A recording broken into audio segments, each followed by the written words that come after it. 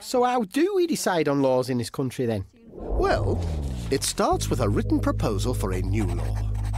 This is presented to Parliament and is called a bill. Now, there are various kinds of bill. Let me explain.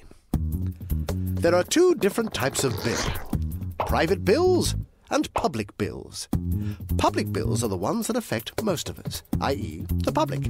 So let's concentrate on those. Public bills come in two types: government bills, which are introduced and sponsored by the government, and private members' bills that are introduced and sponsored by... That'd be private members? Yes, individual MPs and peers.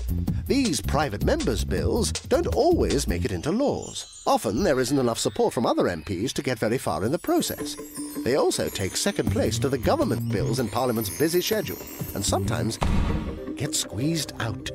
Government bills, on the other hand, have the support of the government. They normally succeed in getting through Parliament because the government has a majority in the House of Commons.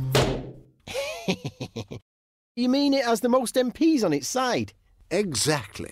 So when there's a vote on the bill, it's much easier for them to win the vote. OK, say I'm the government, and I've got this bill I just made up. What's the first thing that happens to it? Well, you're jumping ahead a bit. You've got a way to go before you can call yourself a bill.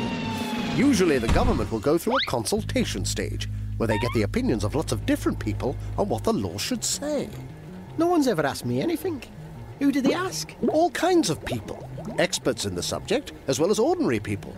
So, if it's a law about 24-hour drinking, they'll ask pubs and clubs.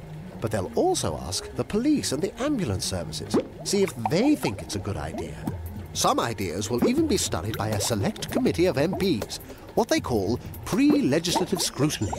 Sometimes the government will set out its ideas for a bill in a discussion document known as a green paper.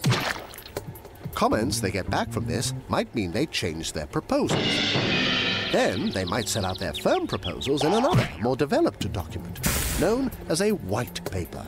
This forms the basis of the bill that gets introduced into Parliament.